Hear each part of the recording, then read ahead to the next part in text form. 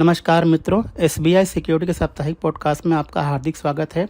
आज हम बात करेंगे इस सप्ताह में वो कौन कौन से इवेंट थे जो मार्केट ने डाइजेस्ट किए हैं और अगले सप्ताह के लिए क्या स्थिति बन रही है।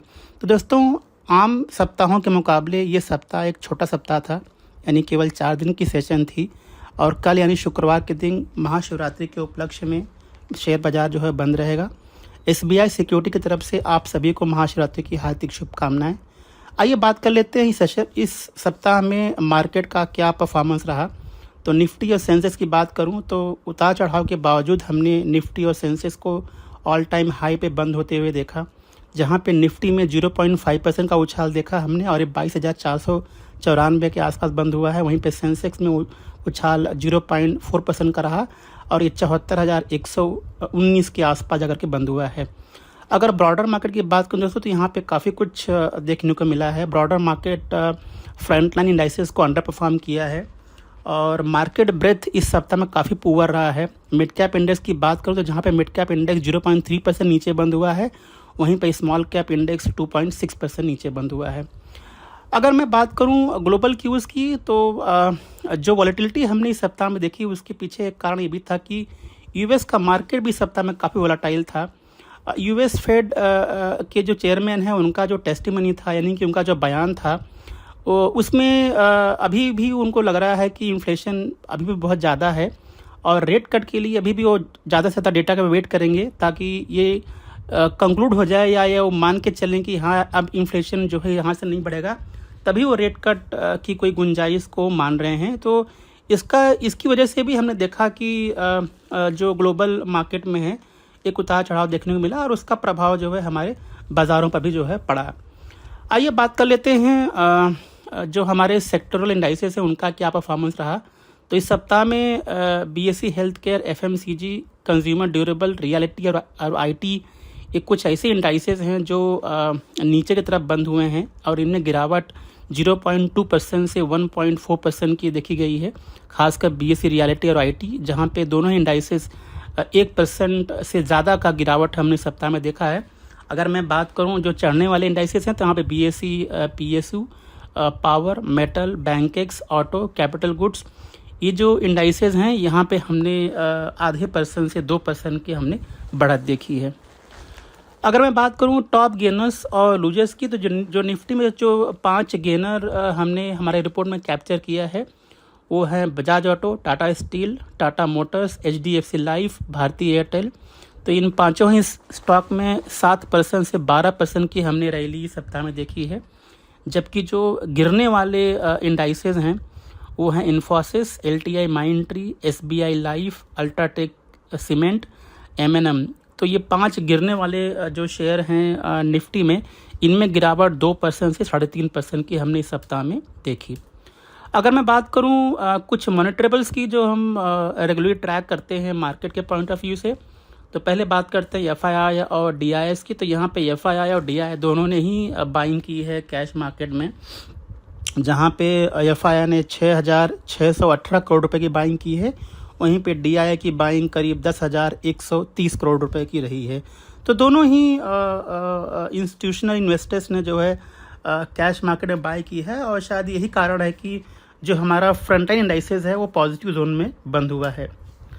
अगर मैं बात करूं कुछ और मॉनिटरेबल्स की तो इस सप्ताह में जो रुपया है वो थोड़ा सा स्टेबल रहा है। मार्जिनली 0.2% का हमने एक एप्रिसिएशन देखा है और ब्रेंट क्रूड जो है इस सप्ताह में थोड़ा सा गिरावट यानी 1% के आसपास नीचे गिरावट देखी गई और 81.6 यानी कि लगभग $82 पर बैरल के आसपास जाकर के वो बंद हुआ है। आइए बात कर लेते हैं वो कौन कौन सी कंपनियां हैं जो इस सप्ताह में फोकस में रही दोस्तों न्यूज़ के बल पे। तो पहले बात कर लेते हैं अपीजे सुरेंद्र पार्क होटल्स। तो ये कंपनी रिसेंटली लिस्ट हुई है प्राइमरी मार्केट में और कंपनी ने अपने तीसरे तिमाही के रिजल्ट डिक्लेयर किए हैं और नंबर अच्छे हैं। यहाँ पे रेवेन्यू में ग्रोथ करीब 15% का है, प्रॉफिट में ग्रोथ लगभग 17% का है, जो ऑक्यूपेंसी रेशियो है करीब 90% के आसपास की है। तो ये नंबर ठीक ठाक हैं अपीजे के लिए। अब बात करते हैं बीएचईएल की यानी भेल की। तो यहाँ पे कंपनी को एनटीपीसी से 1600 मेगावाट का एक थर्मल प्रोजेक्ट का ऑर्डर मिला है सिंगरौली में और ये लॉन्ग टर्म में उनके लिए पॉजिटिव है। इसकी वैल्यू करीब 9,500 करोड़ रुपए की है, तो ये लॉन्ग टर्म में पॉजिटिव है BHEL की। और BHEL जो है इस सप्ताह में फोकस में रहा और हमने काफ़ी स्ट्रांग रैली देखी BHEL में इस सप्ताह में।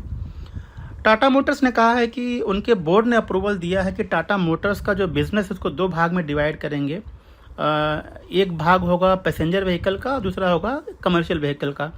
तो आगे चल कर के एक वैल्यू अनलॉकिंग हमें देखने को मिल सकती है टाटा मोटर्स के शेयर में, और फंडामेंटली ये कंपनी अच्छी भी है।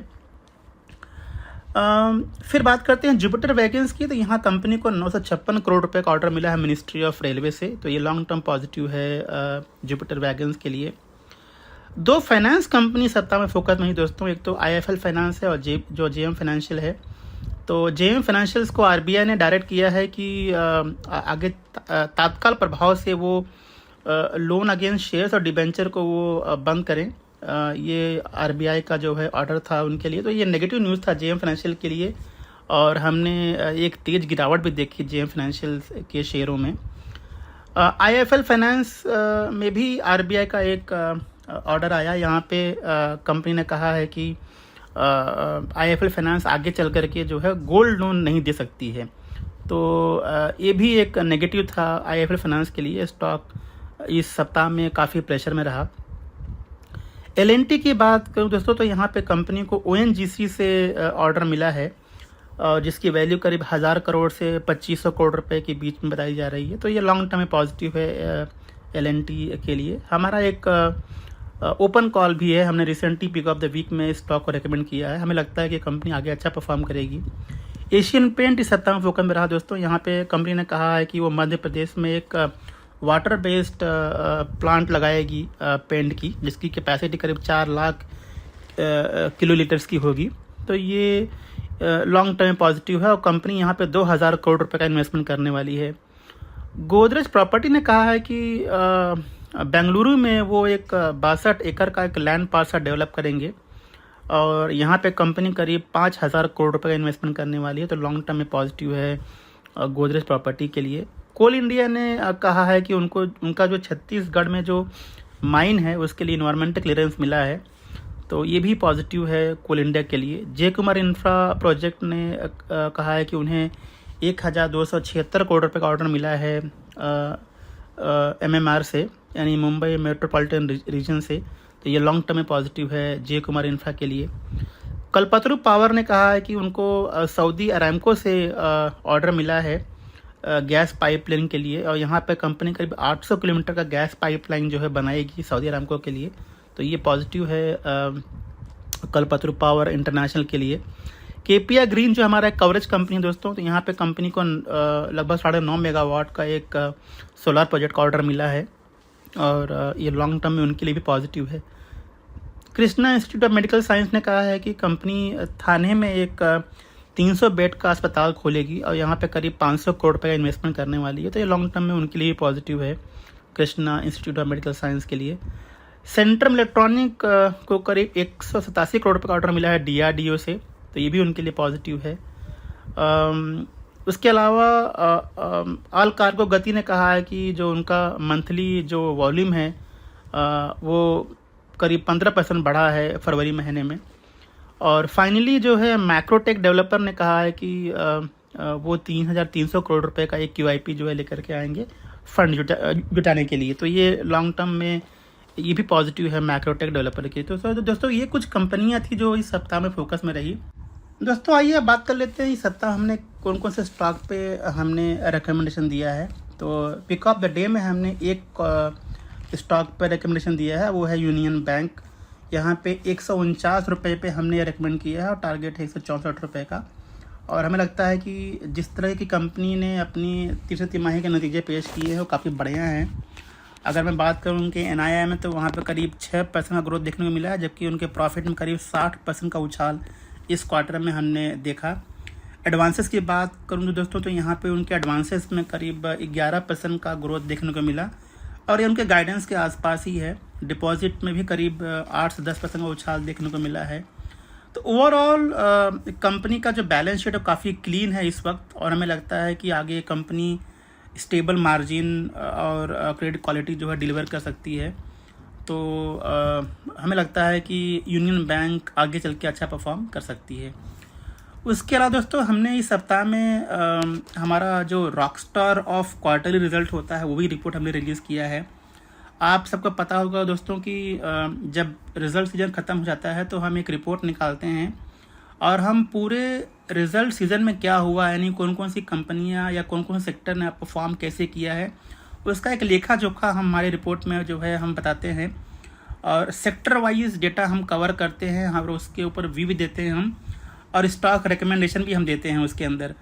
तो इस पर्टिकुलर रिपोर्ट में हमने 14 कंपनियों के ऊपर हमने जो है वो रिकमेंडेशन दिया हुआ है, और उनमें जो अपसाइड पोटेंशियल है वो 15 से 20% का है मीडियम टू लॉन्ग टर्म के लिए। अगर मैं उनके नाम बताऊं तो यहाँ पे जैसे महिंद्रा एंड महिंद्रा है, एम्बुजा सीमेंट है, सिप्ला है, टाटा कंज्यूमर प्रोडक्ट है, JSW इंफ्रास्ट्रक्चर है, ब्लू स्टार, श्याम मेटालिक है, Jammu and Kashmir bank, Manappuram finance, V guard industries, Karur Vysya bank, PV speciality chemical, Garware hitech films और विंडलास बायोटेक। तो ये 14 कंपनियां हैं जिनमें हमने रिकमेंडेशन दिया हुआ। हमारे रिपोर्ट में ये 14 कंपनियां कवर हैं। आप सबसे अनुरोध है कि हमारे आप वेबसाइट पर जाइए, उसके लिए कोई लॉगिन की ज़रूरत नहीं है। आप हमारे रिसर्च सेक्शन में फंडामेंटल में जाइए और थीमेटिक सेक्शन में हमने ये रिपोर्ट को अपलोड किया है, और आप उसे डाउनलोड करके डिटेल में आप रिपोर्ट पढ़ सकते हैं। और ये हमारा काफ़ी सक्सेसफुल प्रोडक्ट है दोस्तों। तो यहाँ पे अगर मैं बात करूँ, जो हमारा स्ट्राइक रेट है वो काफ़ी बढ़िया है, 90% प्लस का हमारा यहाँ पे स्ट्राइक रेट है, और हमें लगता है कि जो कंपनियाँ हमने चूज़ की हैं वो आगे अच्छा परफॉर्म करेंगी। आइए बात कर लेते हैं कि नेक्स्ट वीक यानी कि अगले सप्ताह के लिए क्या सिचुएशन बन रहा है दोस्तों। तो यहाँ पे नेक्स्ट वीक में देखिए 2 डेटा पॉइंट जो आने वाले हैं वो बहुत इंपॉर्टेंट हैं। एक तो यूएस का जो इन्फ्लेशन डेटा है और भारत का इन्फ्लेशन डेटा है, ये दोनों ही डेटा जो है अगले सप्ताह में आएंगे। और यूएस का CPI यानी कि रिटेल इन्फ्लेशन और WPI या प्रोड्यूसर्स प्राइस इंडेक्स जो होता है, ये दोनों आएगा। तो यहाँ पे जो है किस तरह का डेटा आता है, क्या वो मार्केट के अनुमान के मुताबिक आता है या उससे कम आता है, उसके ऊपर जो है बाज़ार का फोकस रहेगा। और ये डेटा जो है यूएस का फेड जो है क्लोजली उसको ट्रैक करेगा, क्योंकि आगे चल कर के जो रेट कट की उम्मीद है वो डेटा पे डिपेंडेंट है। तो डेटा अगर बढ़िया आएगा यानी इन्फ्लेशन कम आएगा तो जल्दी रेट कट हम उम्मीद कर सकते हैं, और ये बाज़ार के लिए काफ़ी फ़ायदेमंद हो सकता है। और इसके अलावा दोस्तों भारत का भी CPI डेटा यानी कि जो रिटेल महंगाई दर है वो भी डेटा पब्लिश होगा, और वो डेटा कैसे आता है और ये भी डिपेंड करेगा कि डेटा अगर अच्छा आया यानी कि इन्फ्लेशन उम्मीद से कम आई तो शायद हम भारतीय बाज़ार या भारत में भी हम भविष्य में रेट कट की उम्मीद जो है हम कर सकते हैं। तो दोस्तों ये था हमारा इस पूरे सप्ताह का वीकली रैप। उसके अलावा अगर रिपोर्ट आप पढ़ना चाहें तो हमने रिपोर्ट में कॉर्पोरेट एक्शन भी कवर किया है, यानी कि वो कंपनीज जो आगे चल कर के डिविडेंड बोनस या जिनका स्टॉक स्प्लिट होना है, ये ऐसी कंपनियां जिनकी बोर्ड बैठक होने वाली हैं भविष्य में, उनके क्या एजेंडाज हैं, ये सारी चीज़ें हमने हमारी रिपोर्ट में कवर की हैं। आप हमारे वेबसाइट पर जाकर के इस रिपोर्ट को आप पढ़ सकते हैं। तो दोस्तों ये था हमारा इस सप्ताह का वीकली रैप पॉडकास्ट। हमें सुनने के लिए बहुत बहुत धन्यवाद, और अगले सप्ताह के लिए ढेर सारी शुभकामनाएं। Thank you. Investment in securities market are subject to market risks.